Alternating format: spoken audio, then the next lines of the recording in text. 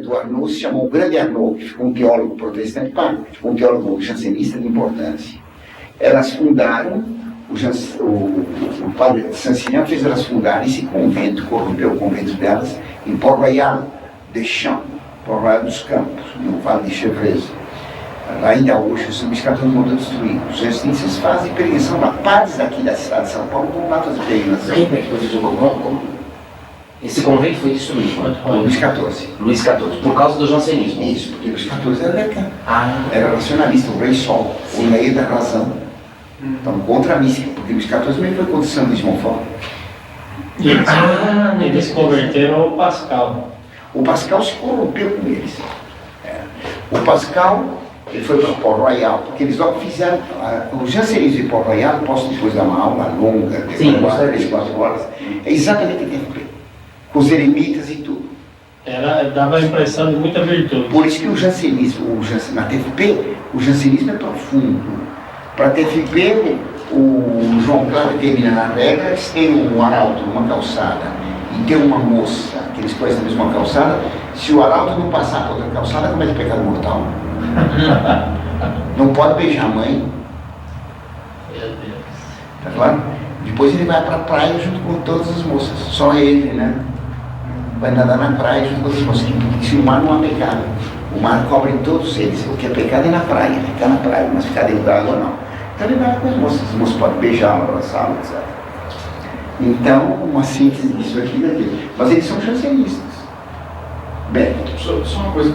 Qual a característica que diferencia o pietismo do quietismo? O pietismo e o quietismo são a mesma coisa. Esse aqui é o nome na Alemanha e esse é na França. Só isso. É um nome que o quietismo no mundo católico ele foi chefiado pelo padre Molinos. E ele então levou para o pietismo milhares de pessoas. Ele teve a proteção de um grande cardeal e ele ficou amando de tudo quanto era mulher que ficava em êxtase, né? Então foi denunciado por Inocêncio XI que não acreditava. Então proibiu perseguir os padres dominicanos que denunciaram os quietistas, foram perseguidos pelo Papa Inocêncio XI, que é santo, hein? Depois o Inocêncio XI condenou o jansenismo e condenou o quietismo, condenou o Fenelon. Fez bem. Tá certo? Condenou aquela madame, esqueci o nome, meu Deus do céu agora, que era a grande líder pietista na França. Ele voltou atrás, Ele fez como se ele prendeu o padre Molinos na cadeia, depôs o cardeal, fez uma limpeza em regra. Por isso que ele é santo. Está entendendo? Mas o pietismo vai continuar e vai produzir o jansenismo. O jansenismo vai fazer a Revolução Francesa. A Revolução Francesa vai ter, de um lado, o iluminismo racionalista e do outro, Rousseau. Como? Se a razão ilumina tudo, aqui o que iluminava tudo é o iluminismo de quem? O iluminismo do Espírito Santo. Eita. Então, todo o século XVII e XVIII tem uma luta entre as duas correntes iluministas. Os iluministas, iluminados pelo Espírito Santo, acusavam os iluministas da razão de terem roubado o título. A iluminação é só pelo Espírito Santo, renovação carismática. Claro? O chefe dos iluministas do Espírito Santo era o padre Zaila, grande inimigo de Santo Leite Maria Fugala. O iluminismo da razão vai produzir a Constituição. Por isso que eles odeiam a igreja, perseguem, matam, destroem tudo? Claro. Então, a Constituição, por que a Constituição? Porque a Constituição imagina que a razão humana é capaz de organizar a sociedade como se monta um prédio. Claro, não? Organizar o crescimento daquela planta de modo técnico. Vai ter agora um galho para cá, outro galho simétrico, né? A vida não é simetrizável. O constitucionalismo que vigora hoje no Brasil provém disso aqui. A razão é capaz de compreender tudo e resolver tudo. Ao mesmo tempo, o homem é bom. O homem bom é selvagem. É o mundo que corrompe ele. Então é o selvagem da floresta vivendo num país constitucionalizado, com leis feitas por 4 sábios de Brasília. Nossa. Você está entendendo? Uma palhaçada, vê que contradição. A democracia moderna da Revolução Francesa, que vai dar a Revolução Francesa. A Revolução Francesa vai triunfar quando a maçonaria nacionalista e a maçonaria mística, que brigaram durante 200 anos por causa dessa divisão, vão se juntar e fazer a Revolução Francesa. A Revolução Francesa é a fusão do curto-circuito do racionalismo constitucionalista inglês com o misticismo russoniano e quietista. E o catolicismo que pagou o pato. Pagou porque o clero seguiu isso. Os maiores leitores de Voltaire, quase 90% eram padres. Pascal? Pascal não era padre. Não, mas os leitores do Pascal. Sim, tudo padre. Os que fizeram a Revolução Francesa foi o clero. E depois vou dar uma ação da Revolução Francesa. Depois virou contra eles. Foi o clero que fez. Como é o clero que está fazendo o Lula aqui, o comunismo. Então eles eram todos leitores de Voltaire. E eram todos seguidores do jansenismo. Então Rousseau escreveu A Fé de um Vigário Saboiano, que era o jansenismo no clero. Todos os padres viram aquilo, muito grande prazer. Então, ao mesmo tempo que seguia uma mística do bom selvagem, do bom criminoso, queriam que esse bom selvagem, Tarzan, vivesse na sociedade, na vida de São João. Está certo? Ou nos Campos Elíseos, lá em Paris. Está atravessando o semáforo, quando tiver nos vermelhos, fica parado. Não tem verde, passa. Tem que obedecer as regras constitucionais. Está entendendo? Vamos deixar isso para tudo. Então, eu vou parar isso aqui, vou passar a Revolução Francesa lá para o começo, tá bem? Então, nós temos que o segundo curto-circuito foi a Revolução Francesa. E ele aconteceu pela junção da corrente maçônica racionalista com a corrente gnóstica. Os iluminados do Espírito Santo e os iluminados da razão se juntaram. Há um livro bem interessante sobre isso, de um maçom francês bem interessante, sobre o iluminismo do século XVII e XVIII na França e na Alemanha. Vale bem a pena ler. Bem, então, o que nós temos que é a Revolução Francesa. Então, o livro, professor? O iluminismo na França e na Alemanha do século XVII e XVIII. Iluminismo aí é tratando dessa questão, se é iluminismo da razão ou iluminismo do Espírito Santo. Então, o iluminismo da razão, lembre-se que João Paulo II declarou que o Vaticano II é uma síntese do iluminismo do século XVIII com a doutrina católica. Então, o iluminismo da razão, Voltaire, certo? E depois aqui o Rousseau, que é o iluminismo do Espírito Santo, iluminismo do Espírito Santo, eles se juntaram, dando origem à Revolução Francesa. Então, na Revolução Francesa tem uma mistura de cientificismo e de magia. Isso é muito interessante, porque nas vésperas da Revolução Francesa, todas aquelas pessoas que seguiam o cientificismo adotavam coisas mágicas. Por exemplo, o mesmerismo. Mesmer foi um médico austríaco que descobriu o hipnotismo, né? E dizia que o hipnotismo é aquele iluminismo da Rousseau, Espírito Santo.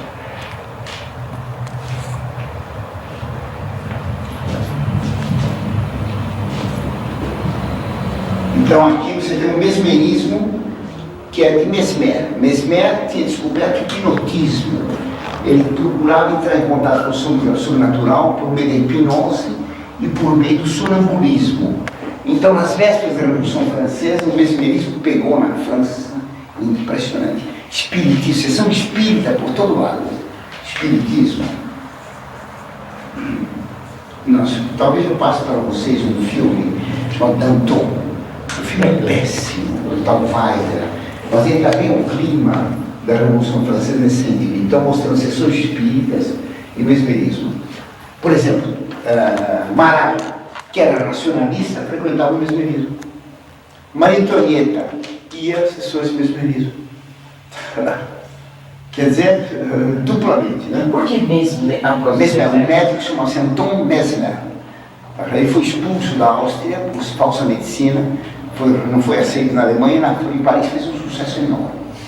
Aí a gente vai condenar o magnetismo animal que ele vai defender.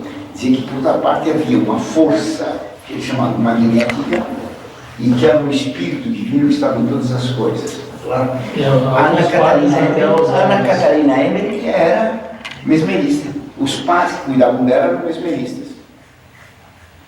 Então, O iluminismo da razão ele vai dar o constitucionalismo. Os homens se reúnem, pensam como é a melhor forma de construção, fazem as leis mais perfeitas para a humanidade. Isso é uma tolice. O constitucionalismo da Revolução Francesa foi o primeiro constitucionalismo escrito que houve. Antes não havia Constituição escrita. Então não havia Constituição, claro que havia Constituição. É impossível haver um povo organizado politicamente que não tem uma Constituição. Só que a Constituição não é escrita.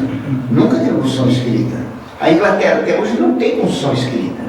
Ela tem uma Constituição costumeira. Qual é a vantagem da Constituição costumeira sobre a Constituição escrita? Muitas. Primeira delas, quando se faz uma lei escrita, é sinal que não está sendo obedecida. Eu descobri isso no colégio estadual. No jardim do colégio tinha lá uma placa, não coma grama. Porque o regimento dos professores lá, mas se tem escrito, nossa professora, é proibido fumar, tem gente fumando. Óbvio. Claro. Ou está escrito, não, o aluno não morde a orelha do professor. Chega um grupo para pelo amor de Deus, não pisa na grama, tem gente pisando. Está claro? Sempre que se tem que escrever uma lei que não está sendo obedecida. Os 10 mandamentos, é por isso mesmo. Os homens tinham decaído a tal ponto que Deus precisou escrever a lei que está no coração de todos os homens. A lei natural. Os 10 mandamentos é para um povo brutalizado, que tinha que escrever o que todo ser humano sabe. E devia estar fazendo tudo o contrário. Claro, devia estar fazendo tudo o contrário, por isso tem que fazer a lei escrita. Então, toda lei escrita indica decadência. A lei escrita política também. A lei na Inglaterra não é escrita. Se cai o Ministério Blair, vai ter que convocar outro ministério nas formas comandadas pelo costume. Não está escrito que vai convocar eleições nem nada. É só costume. Está entendendo? Nos Estados Unidos tem common law, que é a lei costumeira, que é tudo obedecido. Quem faz o costume? Quem faz a Constituição escrita? Algumas pessoas. Os deputados. Quem faz o costume? Todos. O povo. A Revolução Francesa roubou o direito do povo fazer a lei. Está entendendo? O costume é muito melhor porque a gente está acostumado. É muito fácil obedecer o costume. Está acostumado. O costume é vivo. Ele vai se transformando junto com o povo. A lei escrita não. Muda a situação política, a situação do país e continua aquela lei cristalizada. Está entendendo? Ela não acompanha. Então toca dar um golpe, fazer um remendo na Constituição. Daí a Constituição cidadã, a mais remendada das Constituições. Está claro? A Constituição boliviana já teve 400 revoluções contra, já teve um monte no Brasil. Já tivemos 7, 8, 10 constituições, ninguém obedece. O constitucionalismo é uma utopia. Os homens vão racionalmente pensar o que é melhor para a França. E fazem a lei perfeita para a França. É como se reunissem os maiores alfaiates do mundo e fizessem para mim, eu sou milionário, um terno ideal. O terno ideal perfeito de um homem com tal estatura, etc. Veste em mim, vai sobrar. Eu sou baixinho. Não tem cabimento fazer o terno ideal. Tem que fazer o terno de acordo com a realidade. Não sei se entenderam. Então eles fazem o terno ideal no Brasil, o Brasil cresce e a calça é bermudas. Está entendendo? É uma tolice. Tanto é que os dois últimos presidentes estão só governando com medida provisória. Claro, mas ó, a Constituição francesa não durou nada. Fizeram a Constituição em 89, 91 e 92, não durou um ano. Durou o quê? Menos de um ano. 11 meses. Aí fizeram outra, depois de 11 meses fizeram outra. E que acabou rápido. O Napoleão fez outra, que durou pouco, fez outra. E foram fazendo Constituições, já teve 10 lá, tá vendo? Isso é uma bobagem. Então a Revolução Francesa foi um conjunto de racionalismo e homem bom de Rousseau. Claro? O bom selvagem com a Constituição escrita. A nobre Constituição, nobre deputado, está dizendo na Assembleia de Deputados. Você compreende a incoerência dessas duas coisas? Quem fez isso foi o Clube Jacobino. No Clube Jacobino, então, tinha uma mistura do racionalismo e da magia. Está claro? Eles foram se organizando até que teve a Revolução em 89, mas depois se separaram. Então teve o culto da razão, chefiado por Hébert, Chaumette, são deputados. Isso durante a convenção. E aqui depois Robespierre fez o culto do Ser Supremo. Eu já contei o culto da razão. Que ano que é isso, professor? Isso aqui foi em novembro de 93. Ah, então logo depois já dividi. Hébert, Chaumette. Chaumette. O Hébert casado com uma freira, ex-freira. O Supremo que fez o curso do Supremo foi o Robespierre. Robespierre mandou todo mundo para a guilhotina. Todos eles Era mandaram. da mesma linha que você, professor? Ele era, Robespierre era. Depois ele acabou sendo guilhotinado. Foi logo depois, quando ele souberam que ele era. Se sou cortejando, Só de conta. que a mãe dele ia dar a luz a ele, né? Tinha uma velha que ia dar uma 69 anos que ia dar a luz. O Robespierre era acreditava que era Deus, mas ele acreditava no tudo que era Deus. E o pessoal acreditava que ele era Deus na Terra. Então ele guilhotinou os comunistas. Isso aqui é comunistas, né? Comunistas. O Robespierre também era comunista, socialista. Ele tinha um projeto e que os filhos todos iam pertencer ao Estado, para fazer igualdade, porque uma família educa desigualmente os filhos.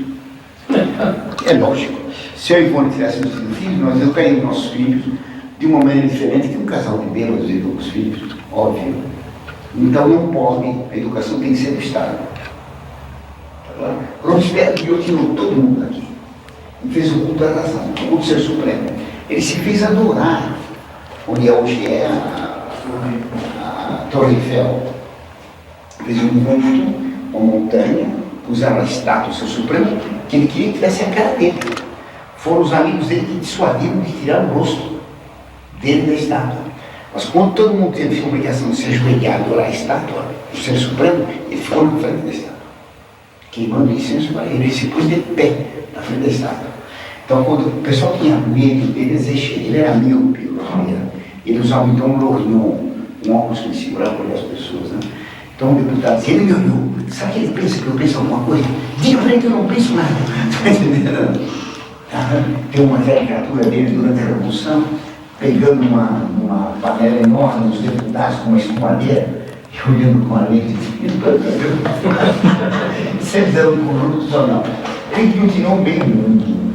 Ele matou Danton, matou os hebertistas e ficou ditador. Danton é amigo dele. Amigo até um certo ponto, depois muito inimigo. Danton era um tipo comprador de Orleans, era uma espécie de ladrão, certo? Subornado por todo mundo, falava muito bem, assassino. A partir desse tempo, em 93, ele conheceu uma moça católica, e casou com ela. Então ele exigiu que abandonasse a política. Então ele se afastou, então ele se aproveitou para recuidar. Os amigos dele estavam envolvidos numa trapaça do Companhia das Índias e denunciaram para o Robespierre essa trapaça. O Robespierre aproveitou e em fevereiro de 93 matou Danton com todos os amigos dele. Então matou uma vez uns 30 deputados.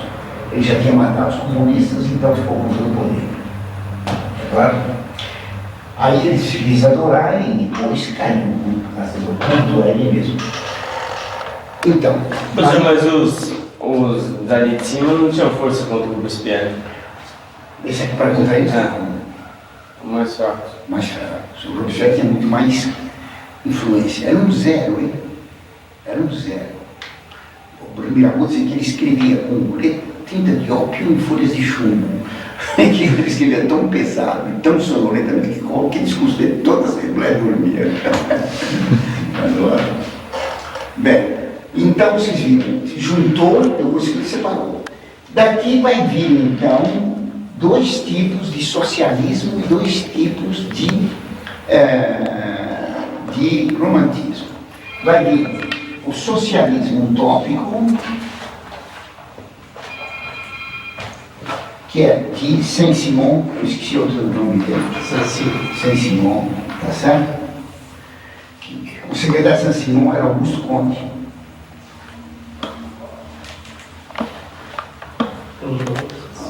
Proudhon. Isso vai depois da Revolução Francesa. Né? E aqui vai ter o socialismo científico. Esse aqui é homem, Fourier. O socialismo científico, que é Marx. Aqui vai ter, então, o romantismo lírico.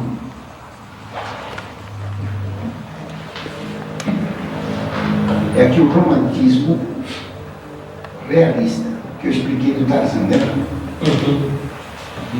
Para o realismo, como eles eram comunistas, ou são romantismo realista, toda a solução da sociedade econômica.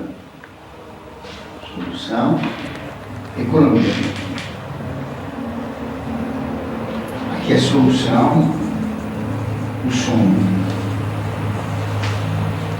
Claro? Então, o romantismo lírico, ele vai ser sonhador.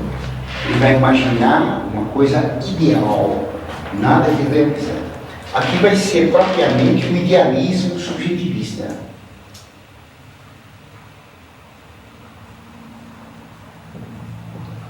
Lá em cima é romantismo o quê, pessoal? Romantismo realista. Onde está? Romantismo realista ou naturalista. A solução naturalista. A solução é o dinheiro, Marx.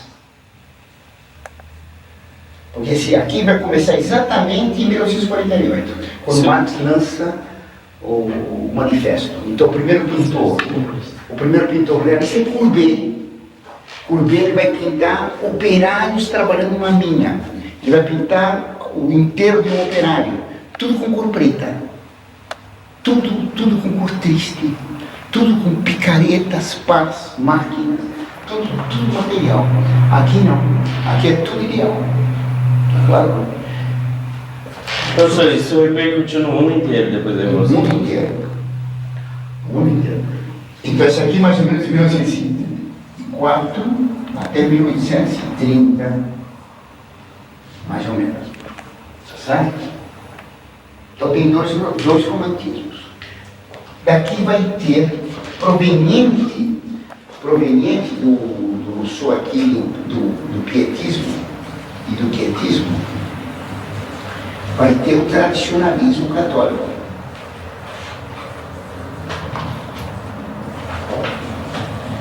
Durante a Revolução Francesa, ele vai ser ligado à corrente, à maçonaria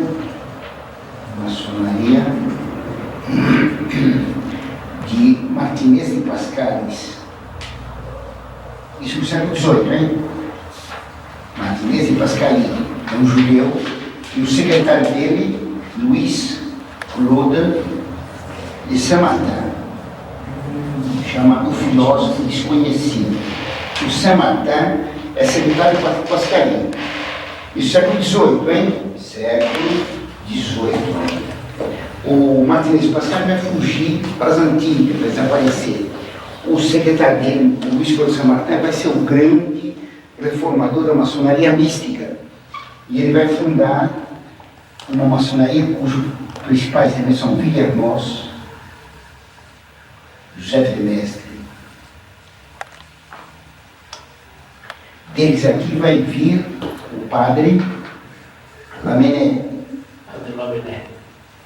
E aqui vai vir o liberalismo católico. O liberalismo católico vai apoiar totalmente o romantismo lírico. Certo? Que é católico. Aqui vai estar a Ana Catarina Emmerich. Tá certo? Que vai elogiar todos esses autores aqui. A história do Rohrbach, a história da igreja está aqui. Tá certo? Tudo bem? E por que identificar ela, professor? Por quê? Por causa da maçonaria. Que coisa, hein? Por causa da maçonaria, porque tem que manter o misticismo católico. Esse misticismo é falso, não é? É que a obra dela pode ser condenada, não pode? A revelação particular. Não, ela não é santa coisa nenhuma, é uma Não, tarada. é escrito, né, da paixão de Cristo. Completamente herético. Ela diz que Jesus Cristo não é filho da Virgem Maria. Você conhece a história dela ou não? Conheço um pouco.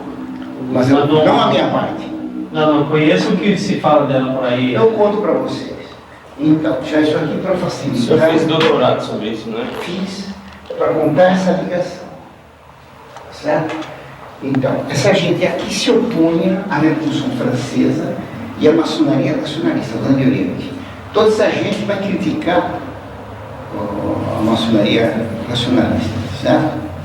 Daqui, para terminar só, daqui vai vir, então, o Partido Comunista.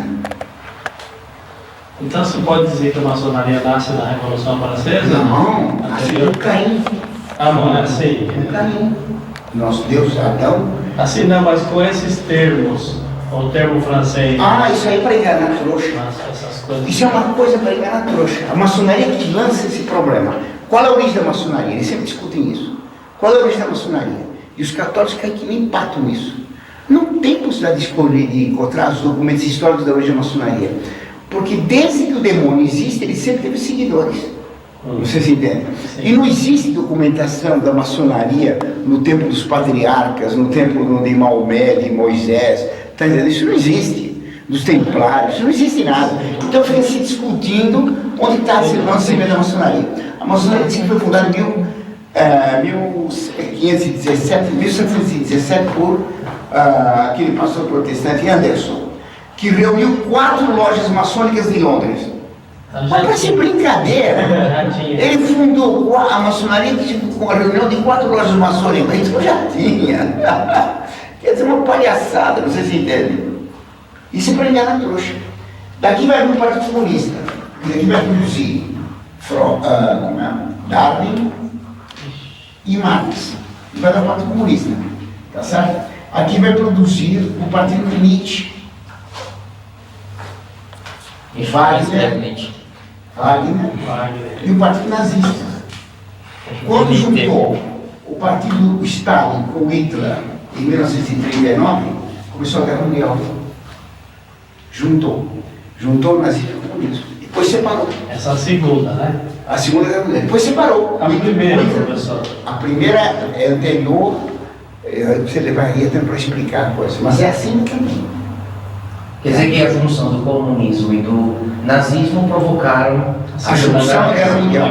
Daí tem a repulsa. Então o Hitler invade repentinamente e inexplicavelmente a Rússia. Tá certo? E hoje nós temos aqui a teologia da libertação e a revolução carismática. Eu estou pulando rápido. Né? Então, você pega todos os livros de maçonaria, eles vão condenar. Lutero, racionalista. O Renascimento, materialista. O Iluminismo, racionalista. Vão condenar o culto da razão, vão condenar isso aqui, vão condenar Marx. Agora, professor, Não falam nada aqui de baixo. Então, o Dr. P nunca fala dessa linha. Nunca fala do misticismo do Renascimento, do misticismo protestante. Não fala do quietismo, pietismo. Não fala dos FDMS, dessa gente. Não fala do socialismo utópico. Só fala disso. João Paulo II só critica isso. Nunca essa linha de baixo. Porque eles são dessa linha. Ele entendia mais por proteger os bichos. Claro. Então, nessa aí Entre aspas, né? eles não tocam. agora, professor, imagine a tragédia do povo polonês, porque essa explosão foi geograficamente em cima deles. Por quê? Porque a Polônia, a Polônia, ela vai nascer, a Polônia moderna, vai nascer com Napoleão e com o romantismo polonês. E João Paulo II, ele é grande cultivador do romantismo polonês.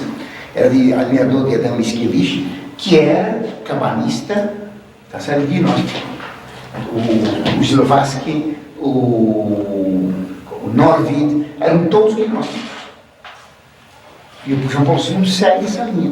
A Polônia é o Messias do mundo, não é o Robespierre, é a Polônia. Tá claro? Depois eu explico melhor isso aí. Então vamos ver um pouquinho, Catarina, para você ter uma ideia. Bem, tá bom. A Revolução Francesa também essas duas ideias. Quando Napoleão tomou a Alemanha, tomou a Europa toda, ele espalhou por toda parte as leis da Revolução Francesa diziam, o Código Napoleão. Então, por toda parte, ele perseguiu a Igreja Católica, tá claro? Ele era Robespierre a cavalo, tá certo? Que no sentido da violência a cavalo. Não era verdade. Napoleão vai fazer triunfar a Revolução Francesa. Ele vai fazer triunfar todas as ideias do romance da Revolução Francesa.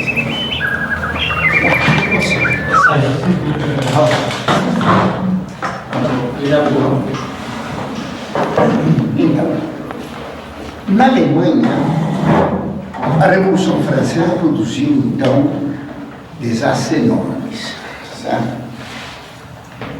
Os místicos alemães aceitaram o romantismo, aceitaram a Revolução Francesa mística. Claro? Então, Beethoven era muito favorável à Revolução Francesa. Claro? Todos os grandes pensadores o eram. Claro? O Fichte fez os discursos da nação alemã, pedindo que a nação alemã se levantasse, certo? E aceitou as ideias da Revolução Francesa. Ao mesmo tempo, porém, tem essa linha mística. Claro. Essa linha mística foi que fundou o romantismo místico e lírico em 1804. Lá, 1804. Então, quem fundou o romantismo lírico foram 3 indivíduos, 3 ou 4. Os irmãos Augusto e Frederico Schlegel e um nobre alemão, o Conde von Hardenberg, pseudônimo Novalis, mas um quarto elemento, Keck. Depois se juntou outro elemento, Clemens Brentano, que é o maior poeta lírico alemão, secretário da Catarina Emmerich. Brentano? Sim. É. Então, todos eles queriam fundar uma nova religião. A religião do amor, contra a Roma. Contra Roma. Um deles vai ser Cristo, eram 3, Augusto, Frederico e Novalis. Um deles tinha que ser o Cristo, é o Trevo. Então foi escolhido para ser o Cristo Novalis. Para fundar uma nova religião, o Novalis precisava morrer de amor.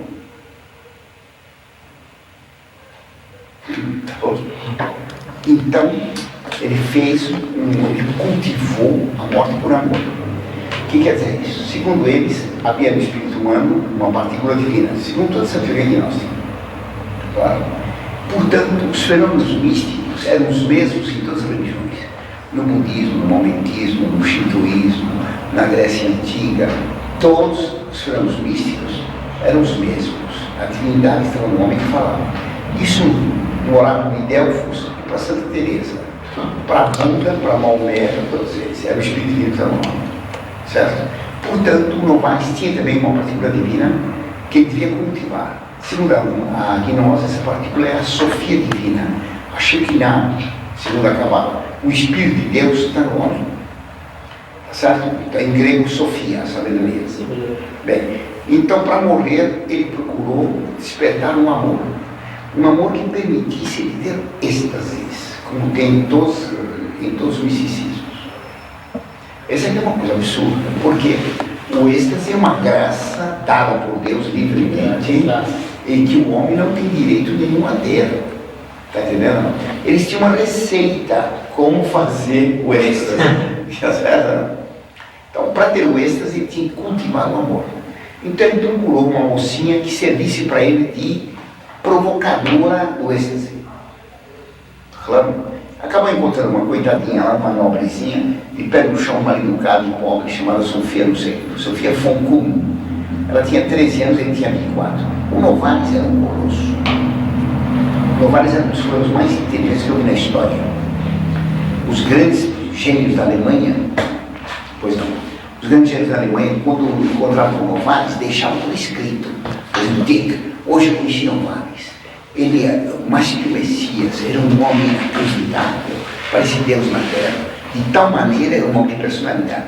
Então, começou a namorar essa mocinha pobre que vivia num sítio na Alemanha, catando ovo de galinha no meio do mato, de pé no chão, burra para chuchu.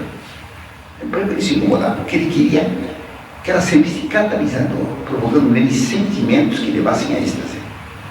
Ela teve o bom gosto de morrer logo.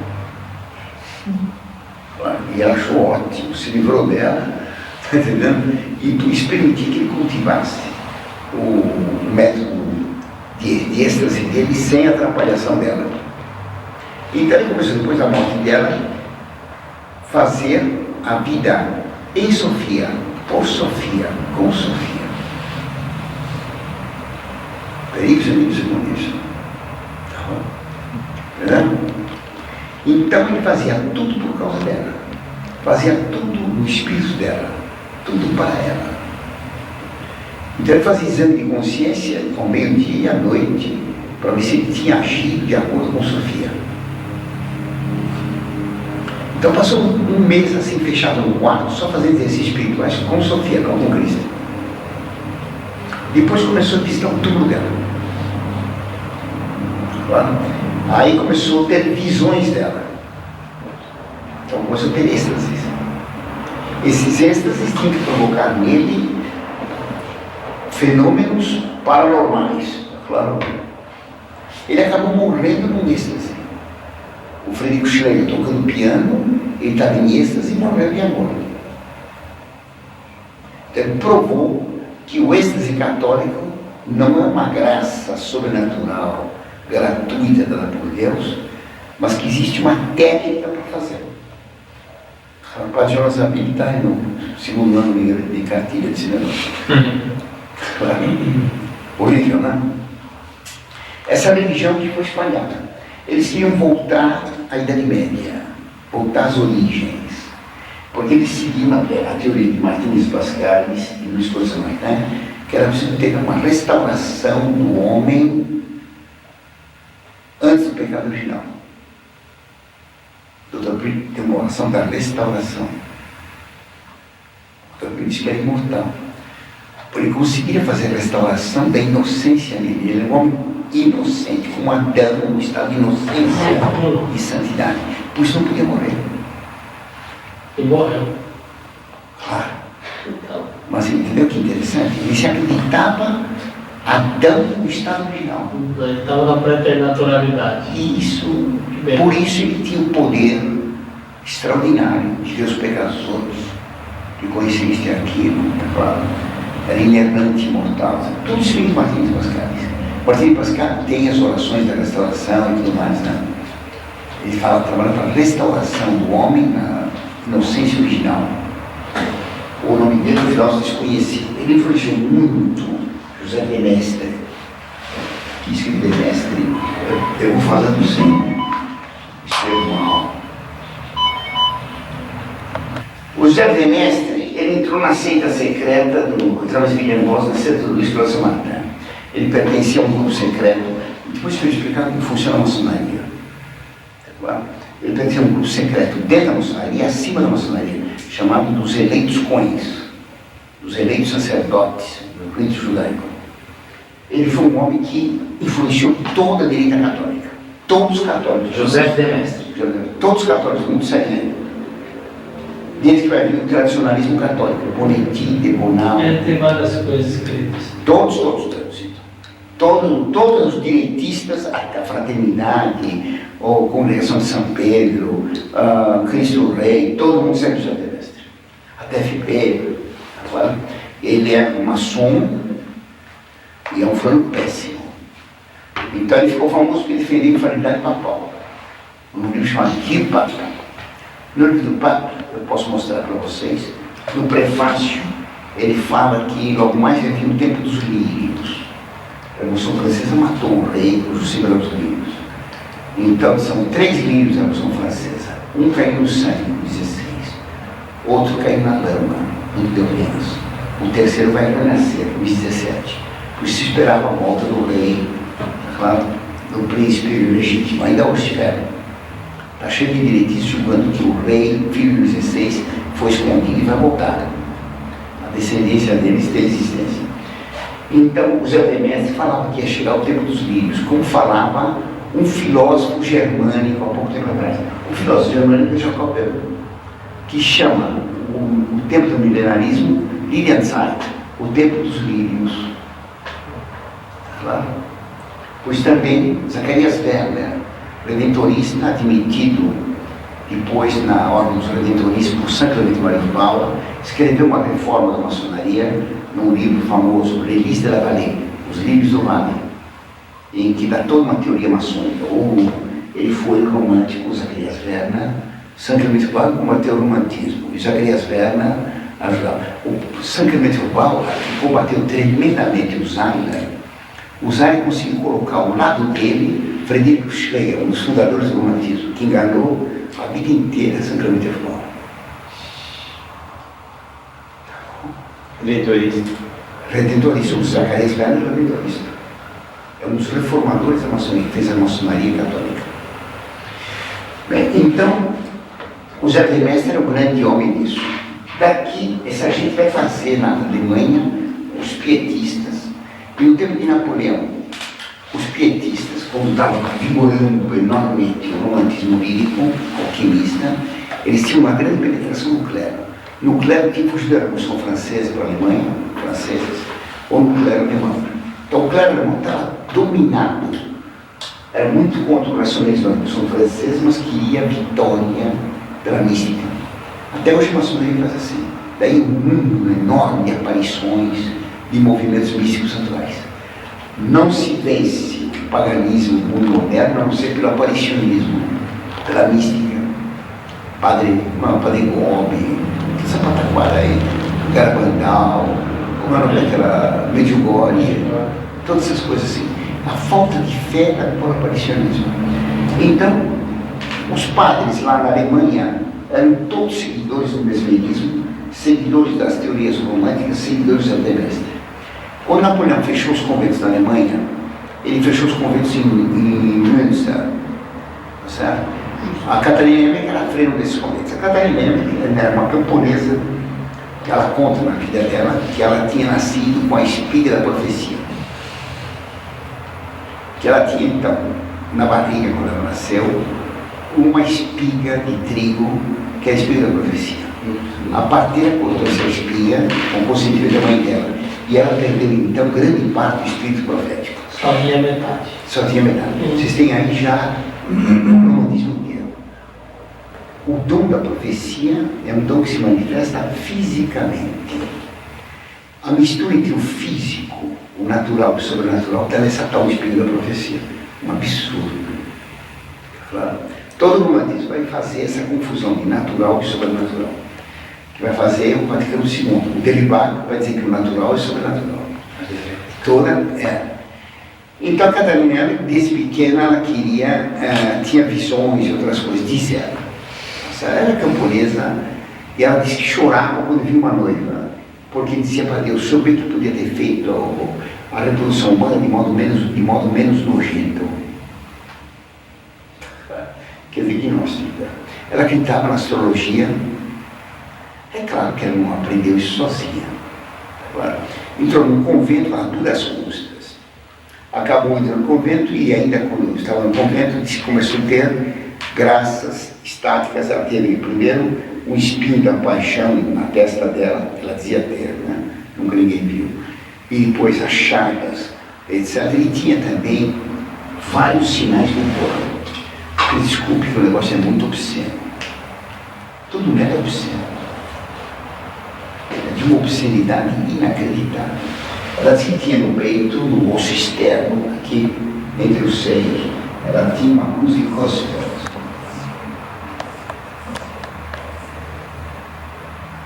Crucifixo assim. Sabe o que é isso? O pé de galinha, a magia negra. Ela tinha aqui. Depois apareceu outra, duas cruzes de cósfera no peito dela.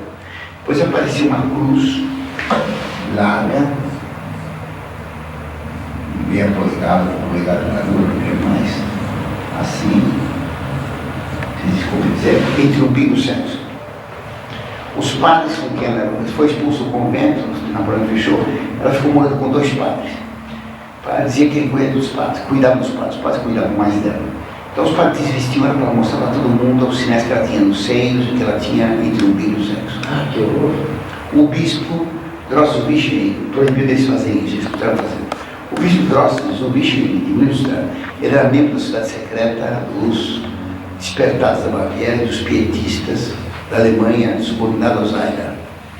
A família dele é chamada a Sagrada Família de Münster, todos metidos com magia romântica, etc. Os padres que cuidavam da Catarina eram protegidos pelos homens de confiança do bispo Drossel-Vichy. Tá claro? Ela começou a dizer então que tinha chagas nas mãos. Quando a Prússia tomou a região, a Prússia protestante mandou prendê-la, ela ficou vários dias presa, e aí descobriram que ela arrancava, ela confessou que arrancava as cascas felizes para manter as tais chagas. Desde que ela foi na polícia não teve mais chagas. Com ela aconteceu coisas estranhas, eu contei para vocês, eu acho. Contei? Não outra citação. Ela tinha êxtases, né? Então um dia os padres chamaram o médico, o Dr. Wessner. O Dr. Wessner deixou um livro dele com memórias que tinham convertido, de acordo com a conversão dela, pela Catarina, dele pela Catarina.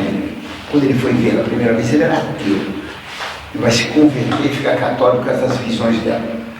Então, quando ele foi ver lá na casa dos padres, ela dormia num cubículo, em cima de uma... Eu vi a cesta que ela dormia. Era um colchonete em cima de uma cesta oval. Colchonete assim fininho, uma cesta de palha. Dormia lá. Ela morreu com 42 anos, era toda cheia de doenças, feia para burro, e um carro de humano. Quando o Dr. Wessner veio vê-la, isso foi por volta de 1800, ela morreu em 1824. Foi vê-la lá por 1816. Ele chegou, ela estava dura na cama, transpirando tanto que o colchonete estava encharcado e o suor escorria debaixo do colchonete para ela se escorrer pelo chão. Bem, ela estava dura. Dizia o Dr. Wessner que se pegasse ela pela cabeça, era dura que nem um tronco, podia ficar dura assim. Certo? Então o padre disse que havia uma coisa estranha. Então o padre começou a fazer assim com os dedos. Ela imediatamente ficou sentada, dura. O padre foi aproximando os dedos dela, então ela saltou, sabe, agarrou com a boca o dedo indicador do padre e começou o verbo em alemão, mamar o dedo do padre. O padre disse, morde, ela disse, não pode. Por que você faz isso? Ela é tão doce. Aí o padre tirou o dedo da boca dela, estende a cabeça, ela salta a cabeça do padre, começa a sugar a cabeça do padre. Aí o padre disse para o médico, faça o senhor. Ele pôs os dedos dela, ela não saltava. Pôs a cabeça, não fazia nada. Pôs o Brentano, vai querer ser padre para que ela também sugue o dedo dele e sugue a cabeça dele. Está entendendo? O Dr. Wessner era mesmerista. Isso são, professor, Você isso tá. são sintomas, mas esses sintomas de possessão diabólica. Claro, o senhor falou bem. São sintomas de possessão diabólica. Ela era tarada e desconfia em possesso. Fazia coisas horrorosas. Isso é possessão.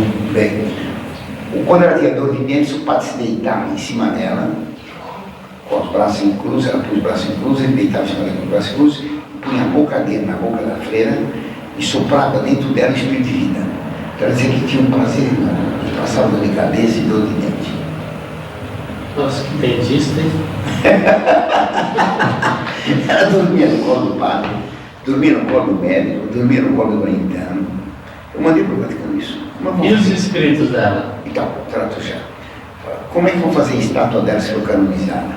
Dormindo no colo do padre, sugando o dedo do padre. E ela foi beatificada no toque de caixa, foi rapidinho que ninguém nem ficou sabendo. Foi. Eu mandei uma carta para lá antes da beatificação, protestando. O Vaticano me mandou uma carta. Tem a carta do Vaticano, dizendo que levaria em conta a minha tese no processo de canonização dela. Eu estudei o processo dela. Na canonização. No processo dela, no certo levaria em conta. Porque verificaram dizendo que não levava em conta os escritos dela, que eram do Brentano atribuídos a ela. Isso é isso. Isso é mentira. Antes de conhecer o Brentano, eu já tinha todas as ideias do Brentano. Porque ela tinha as ideias recebidas dos padres ligados à maçonaria mística alemã. Professor, mas levando em consideração isso aí, ela é mais protagonista disso tudo? Não. Ou ela também é vítima disso? Não, vítima. Ela não valia nada, certo ou não? E ela usava do jeito que não valia nada. Bom, a chave do todo problema. O Brentano que você fala, quem é, professor? Quem? O Brentano. Cleves Brentano, Cleves Maria Brentano. Tem no site, tem toda a vida dele, o capítulo 2 da minha tese. E tem também a vida dela, tá tudo contado lá. Tudo isso aí tem no site.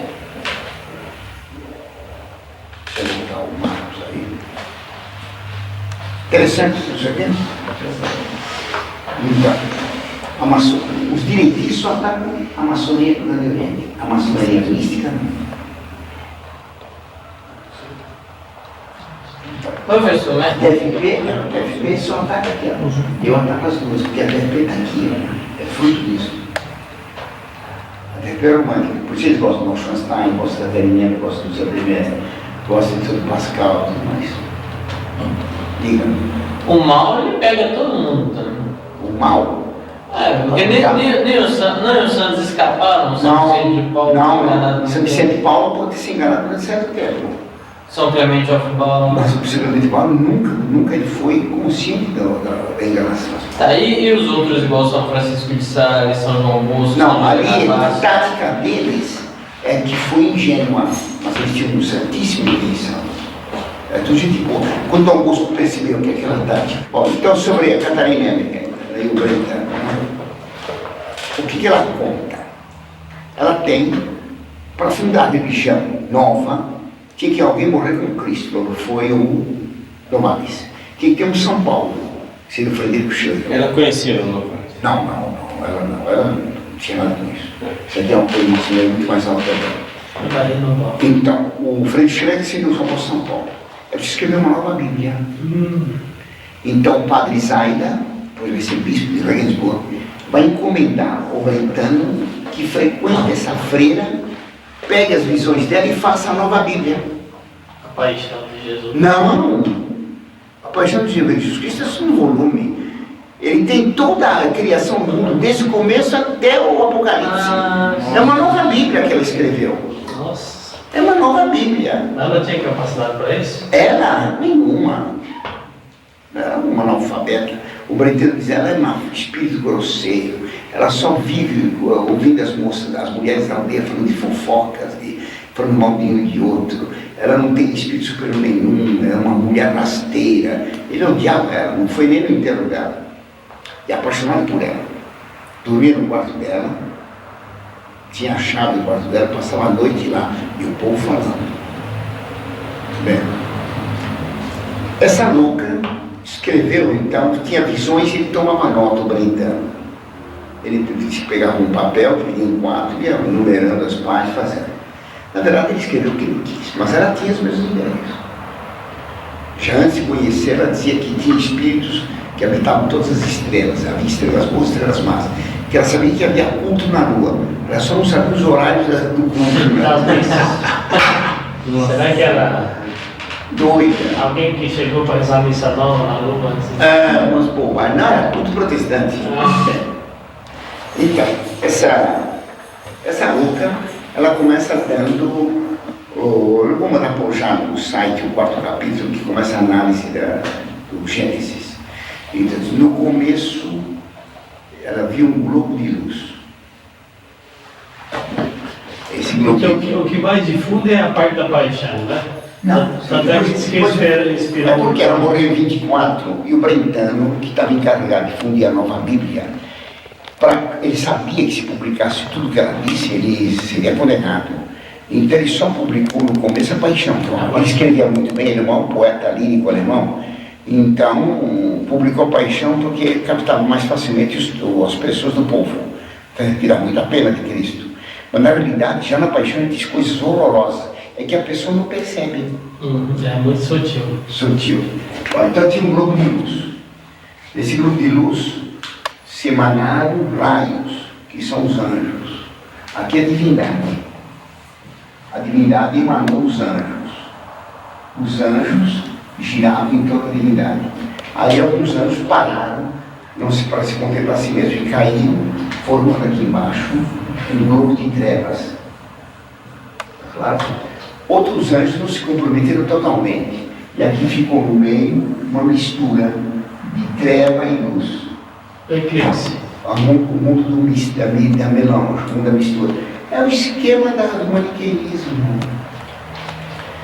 Tem o bem, tem o mal, e o mundo atual é uma mistura. Então tem uma mistura de bem e mal no mundo atual, certo? Eu vou passar rapidamente sobre isso, filho, para ver logo o problema mais sério. Então diz que foi criado Adão. Adão era feito de luz. Não tinha corpo. Ora, onde está escrito isso na Cabala. Adão tinha um globo de luz, um som na boca. Nossa, era difícil. Que era uma boca tremenda, hein? Bem, Eva foi tirada de Adão, falso. Perdão, já viva tirada. Eva não tinha coração, não tinha intestino, não tinha nada dentro. Claro, como Jacó perguntou. Tá certo? Eva tinha dentro do peito uma bolsa. Quando o homem falava, ela não tinha o som na boca. Então, quando o homem falava, pelo som da voz do homem, pelo verbo do homem, encarnava uma criança nela. E a criança era gestada e saía por meio de uma boca que ela tinha aqui, que era a chave de Cristo. Nossa, que bagunça. Elas eram feitas de luz, mas usavam tangas de luz. Por que precisava tanga se não tinha intestino, se não tinha corpo, se não tinha sexo? Está entendendo? Quando Eva pecou com a serpente, eu conto rapidamente, vou passar por isso. Todos os detalhes que não tem o Gênesis são tirados da Cabala. Na minha tese eu provo, tirado o livro tal da Cabala, tirado o livro tal. Todos os detalhes tirados da Cabala. Então, Eva evidentemente não leu a Cabala, que ele foi branca. Bem, então quando Adão Ele usou a autoridade dela. Isso. Deus tinha Misticismo, né? Deus tinha posto em Adão uma matéria que emanou dele, uma matéria divina, como se Deus pudesse sair matéria. Deus é por espírito. E Deus pôs essa matéria em Adão.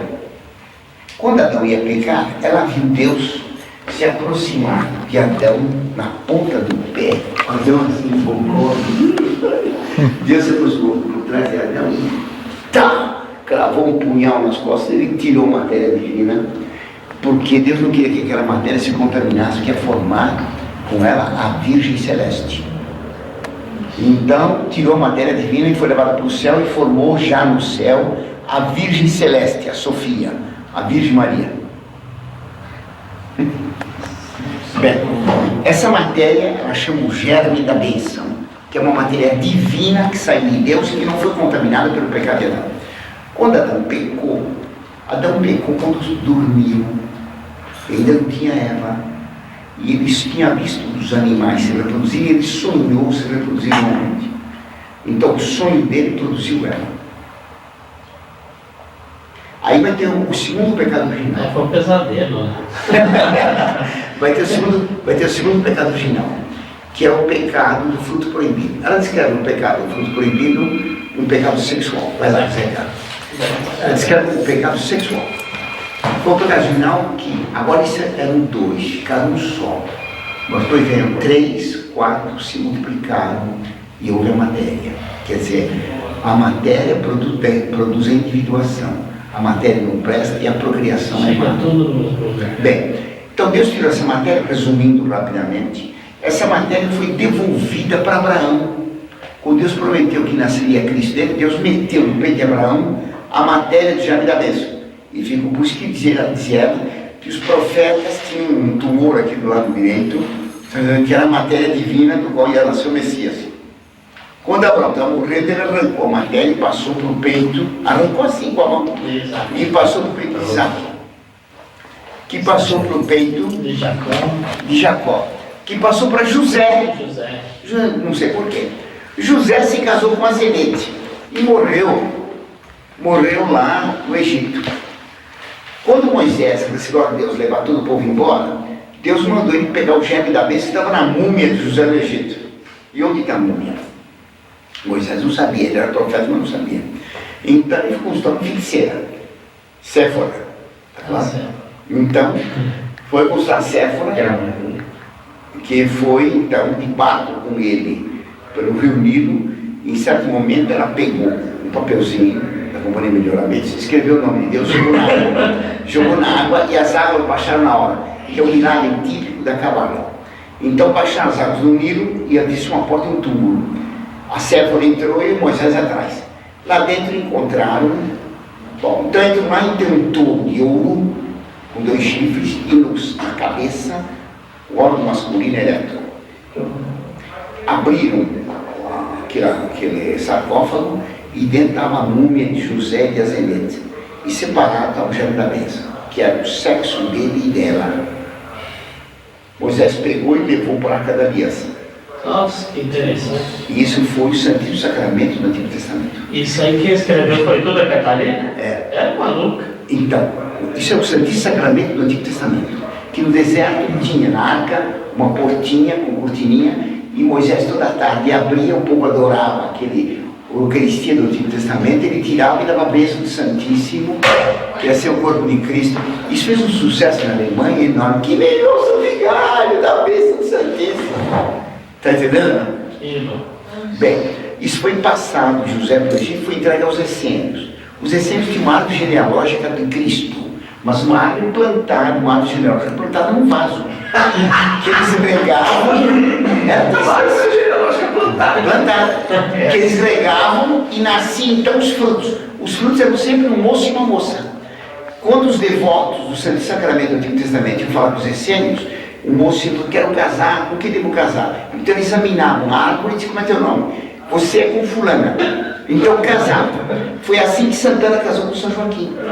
Santana e São Joaquim se casaram para ter Nossa Senhora, mas ela não foi gerada como nasce todo mundo. Ela foi gerada de modo místico. Então a Imaculada Conceição não é ela, mas um ato de Joaquim e Ana. Professor, onde está escrito tudo Nos isso? livros dela. Eu estou tirando a pornografia, por respeito ao padre e a vocês. Eu estou tirando a pornografia. Esse livro dela tem em português? Não, Ou tem só, em alemão. Só baixar. Só em alemão. Tem a tradução de algumas coisas em francês e inglês, mas eu tenho os livros. Que loucura. Eu tenho tudo isso aí. A beatificação dela é uma monstruosidade. Bem, então, mas eu estou pulando a pornografia. Eu estou pulando a pornografia. Dele com ela, brincando com ela. Estou pulando a Que pornografia. ela mesma escreveu. A pornografia que ela põe nos livros dela. Fez tanto sucesso. Bom, então, por causa disso, dessa coisa secreta, que põe isso aqui em todas as livrarias católicas. Bem, qual é a cruz dela? A cruz dela é essa, olha. A cruz de magia egípcia. Bem, então, essa fulana, ela diz que Joaquim e Ana tiveram uma senhora de modo não normal. Mas Ana não esgotou toda a matéria da bênção que estava nela. Então, depois que morreu São Joaquim, Santana teve que casar com mais 3 homens para esgotar toda a matéria divina, e formou vários, está entendendo? Vários imaculados. Então, nós temos 2 raças: uma raça maculada e uma raça imaculada, que é loira, de olhos azuis, Arianos. fala alemã. Ela diz isso. Os arianos. Arianos, ela diz isso. Que Adão era loiro, falava uma língua parecida com o alemão. Ela dá base para o nazismo? Claro, claro. Essa religião da Alemanha vem desde a Idade Média e foi cultivada pelos alemães. O romantismo alemão vai cultivar essa religião alemã. Está claro? E foram os bispos da Alemanha que pediram a beatificação dela. Bom, então Nossa Senhora parece um anjo. Ela concebe como? Pelo ouvido. Seja feito em mim segundo a palavra. É a palavra do anjo que produz a carne nela. Mas uma carne não normal. O germe da bênção. Cristo é o sexo de Adão e Eva posto no ser de Maria. Ou o sexo de José e Azeneta. Eu estou pulando os detalhes pornográficos. Isso está no livro Segredos da Igreja Católica, do cabalista Petrus Galatinos. Cabalista do tempo de Lutero, superior geral da ordem de Lutero, cardeal de Viterbo. Isso tudo é magia e é tudo cabala judaica. Todos os detalhes que tem aí, tem na cabala. Todos. O Adão luminoso, o sol na boca, a geração pela palavra, tudo que cabala. De vez em quando isso aparece na igreja. Muito bem. No livro Cordeiro de Deus, quando ela morreu, o Brentano então resolveu publicar alguma coisa. Publicou Paixão e Morte, que era mais emocionante. A irmã dele deu risada, assim, vê que foi você que escreveu. Ele falou no começo do Germe da Mesa. Tem lá, eu posso trazer para você. Vida Paixão Morte do Eu Cordeiro. peguei o livro, mas não cheguei a ler. Não. Eu li muitas vezes. Eu tenho. Tem vários sebos por aí. Eu li muitas vezes, eu dava para todos os meus afilhados, porque eu achava emocionante aquela questão da paixão. Tanto é que meu amigo. Eram coisas loucas, que Nossa Senhora não queria que Cristo fosse para o deserto, porque a menos que Jesus Cristo ficasse resfriado por causa da umidade do deserto. A umidade do deserto. E tinha medo que Cristo ficasse resfriado. Eram umas coisas de louca. Os milagres de Cristo são uma coisa absurda. Ele tinha uma técnica de fazer milagre que ele ensinou para os apóstolos. E os apóstolos ensinaram para os protestantes, Você está entendendo que eu para o padre Jerusalém. Então, essa doida seguiu Brentano. Brentano quem era? O nome dele era Clemens Maria Brentano. Ele foi filho de um comerciante italiano, Brentano, uma mulher muito inteligente, Sofia de la Roche. Sofia de la Roche era de hoje francesa. Ela morreu quando ele tinha 6 anos e ele foi então educado, levado por uma tia. O pai teve, acho que 27 filhos, casou 3 vezes. O Brentano, ele estava apaixonado pela mãe dele. Apaixonado pela mãe dele quer dizer apaixonado pela mãe dele. Quando ele via a mãe dele pegar uma maçaneta, ele beijava a maçaneta. Exatamente. A irmã dele, Bettina Brentano. A Bettina era um gênio. Ela também ficou apaixonada por ele, os 2 irmãos. A Bettina depois se apaixonou por Goethe, se apaixonou por Marx, e eles por ela. Sabe? Ele depois deixou a Bettina, casou com uma mulher casada, Sofia Merô, mulher de um professor da universidade, que vivia com todos os estudantes da faculdade. Era uma vagabunda. O casamento com ela foi uma tragédia, pancadaria grossa e paixões violentas. Chamava ela de Cristo e de inferno, dialeticamente. Por que Cristo? Porque a mulher permite a primeira fusão de 2 partículas para recuperar a divindade. Está claro? É uma interpretação gnóstica do sexo. Bem, e também o inferno, que permitia a reprodução. Ela teve vários abortos, não tiveram filhos, ela morreu. Ele então foi raptado por uma outra moça, Augustine Bullman, não me lembro mais agora. Foi raptado, casou com ela à força. Mas casou na igreja. Foi raptado pela moça, pois é, pegou ele numa esquina, enfiou na carruagem, levou para ele de casar, ela estava vestida, casaram os 2. Largou ela, acabou vivendo com uma porção de prostitutas. Também foi amante de vários homens. Um deles, que eles faziam relações de amor, o poeta Clemens, relações de amor assinado Maria, que era um dos nomes dele, Clemente Maria Brentano. Foi amaciado com prostitutas. Todos os livros dele falam de amores incestuosos, irmão com irmão, filho com a mãe. Todos. É uma obsessão dele. Ele também está. Ele vai ter uma vida de crápula. Conhecia mal a cabala, conhecia a gnose de monte, conhecia todo o esoterismo, era maçom, etc. Aceitava todas as teorias dos maçons alemães, os Novares, que diz num livro famoso, Christianheit oder Europa, a cristandade é a Europa. Olha só, hein? A Idade Média, isso Novares, hein? A Idade Média tinha uma grande unidade. Unidade na fé, unidade no canto, unidade na música, unidade na arte, unidade em tudo. Mas não tinha diversidade. Lutero trouxe a diversidade. Mas ele cometeu um pecado, ele quebrou a unidade. Essa é a tese antítese. Agora vai ter que ter uma nova síntese, vai ter um novo concílio que tem que reunir todas as religiões, inclusive a maçonaria e os jesuítas. Esse concílio virá e fará a união de todas as religiões do mundo. Até porque eu gostava disso.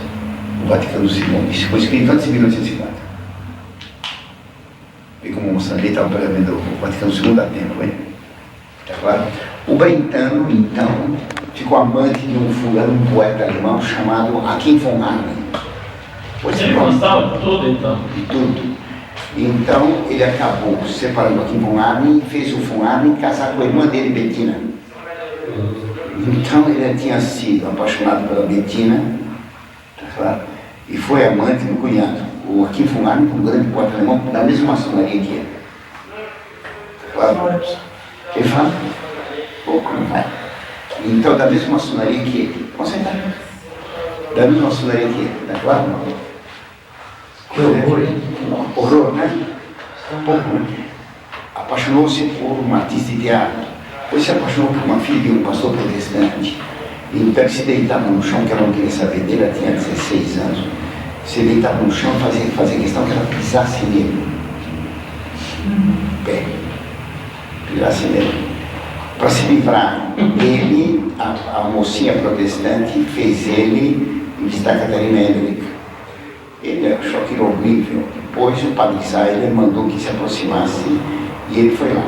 Então se apaixonou pela Catarina Hendrick. Porque ele se apaixonava, dizia ele, só por mulheres que pareciam com a mãe dele, de alguma maneira. Era um tarado louco. E ela. Então, quando conheceu ela, ficou encantada, e ela por ele. Vou poupar os detalhes. Não, mas já dá para ter uma noção. Agora, tudo isso tem textos, hein? Eu tenho os documentos. Eu descobri isso aqui, Marcos, quando eu descobri, eu tinha lido a Encarnação, Paixão, Morte e Jesus Cristo, a Vida, Glória de Deus, esse livro da Paixão, eu tinha lido em 1955. Eu dei para muitos alunos meus, que julgavam que era bom. Quando me fizeram a pergunta, do Robespierre, a razão do Ser Supremo, que eu descobri esse quadro, eu lembrei a Catarina Hendrick que está aqui. Então fui ler o livro. Batia tudo, e aí que eu montei o quadro. Então a TFP, que controla a Catarina Hendrick, estava nessa linha. Ela defendia o seu mestre, defendia os tradicionalistas franceses, defendia o Lamennais, toda essa gente que ela defendia. A Padre de Lamennais tem várias bibliotecas católicas por aí guardadas e... Eu vou dar uma para vocês. Ele ficou comunista, apaixonado por uma porção de... Primeiro passou a vida inteira apaixonado, mesmo o padre, apaixonado por uma mulher. Ela ficou apaixonada por ela até a hora da morte. Ele proibiu que pusessem cruz no túmulo dele, proibiu que levasse confessor para ele. Não queria ter túmulo pessoal, porque era comunista. O irmão dele foi rezar a missa por ele, ouviu uma voz que dizia, não respondi, estou no inferno. Eu trago fotografia dele no leito de morte, é uma coisa tremenda. O Lamennais é o pai de todos os erros modernos. Aí precisa explicar depois o liberalismo, a Revolução Francesa, o romantismo católico, tá certo? O tradicionalismo católico, o que é a TFP, o que é a direita francesa, tá claro? Como ela influenciou a fraternidade Saint-Pédère, tá claro? Como ela fazia morras, como ela fazia nazismo, e como ela acabou gerando todo o Vaticano II.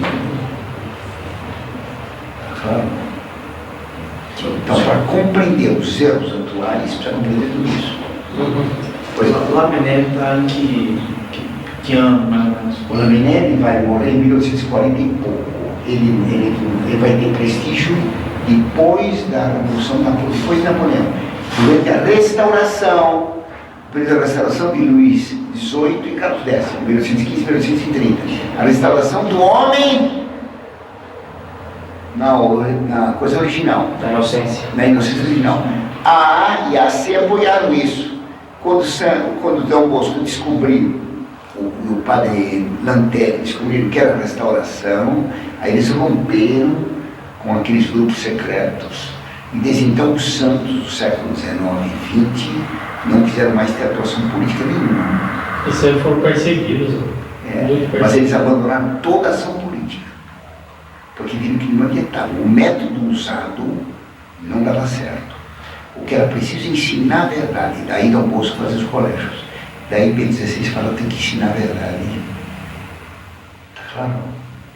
Contra o relativismo. Contra o relativismo, mas ensinar. O fato de ele dizer isso mostra que ele está contra o racionalismo, mas ele está contra esse misticismo.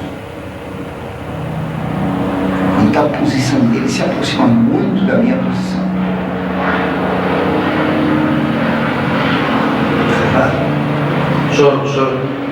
O senhor presume que o Santo Padre tem noção disso? Nenhuma. Talvez uma noção intelectual tipo, do Alguma coisa, problemática. mas ele conhece o quadro, ele conhece. O quadro ele não conhece. O João Paulo II disse que o Vaticano II é uma fusão do racionalismo, iluminismo com a doutrina católica, um absurdo. Tanto que cita agora os textos Heidegger e Companhia Limitada, Claro, sabe? Kant e assim por Pois é, diante. e o Heidegger completamente nazista e complicado. Amasiado Hannah Arendt, nazista, existencialista e de tendência gnóstica clara. O Dasein dele, a coisa, é a divindade. O Dasein, a coisa, o ser, o nômeno do Kant, é a divindade, que é incognoscível, que diz o Gadamer, a objetividade que não se pode alcançar. É a partícula divina que tem nas coisas. Bom, tudo isso aqui é muito interessante e mostra o seguinte. Eu descobri isso aqui em 1971, quando eu estava sozinho e não me deixava dar aula para ninguém. Foi depois de 72. Então diziam alunos que adianta você estudar, professor, você estuda tudo isso aí, você nunca vai poder escrever jornais nem dar aula em faculdade. Não adianta nada, uma coisa vai ficar clara. Se eu tivesse brincado de videogame ou acompanhado futebol, eu teria descoberto tudo isso. Eu tive que ler muito. Para Catarina eu li mais de 1000 livros. A gente luta por Deus estudando. Tem que estudar. Sem o estudo é o óleo da lâmpada que alimenta a prece, que permite que Deus ponha o fogo e ilumine os homens. Vamos rezar. Ave Maria, cheia de graça.